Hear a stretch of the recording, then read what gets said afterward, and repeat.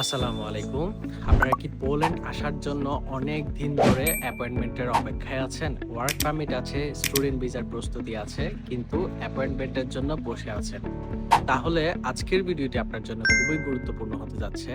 কারণ ইন্ডিয়াতে পোল্যান্ড এম্বাসিতে তাদের অ্যাপয়েন্টমেন্ট সিস্টেমে বড় একটি পরিবর্তন এনেছে। যেটা হচ্ছে আগের লটারি ড্র সিস্টেমের ঝামেলা অনেকটা কমিয়ে দিবে। তাই আপনাদের জন্য এটি একটি বড় সুখবর হতে যাচ্ছে। আমরা জানি পোল্যান্ডের অ্যাপয়েন্টমেন্ট নেওয়াটা কতটা কঠিন।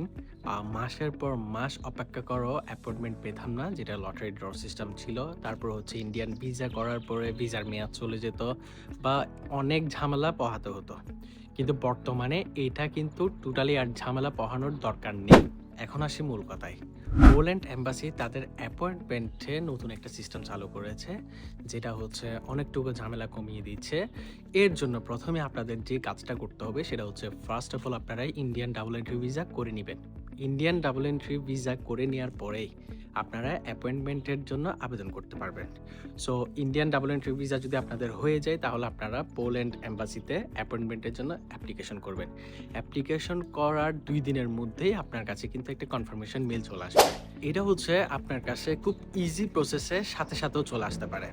যখন আপনি সবসময় আপনার মেল চেক করবেন, আপনি যখন দেখবেন আপনার মেইলে তারা একটা কনফার্মেশন মেল পাঠাবে, সেটা হচ্ছে আপনাকে একটা অ্যাপয়েন্টমেন্টের ডেট দিবে।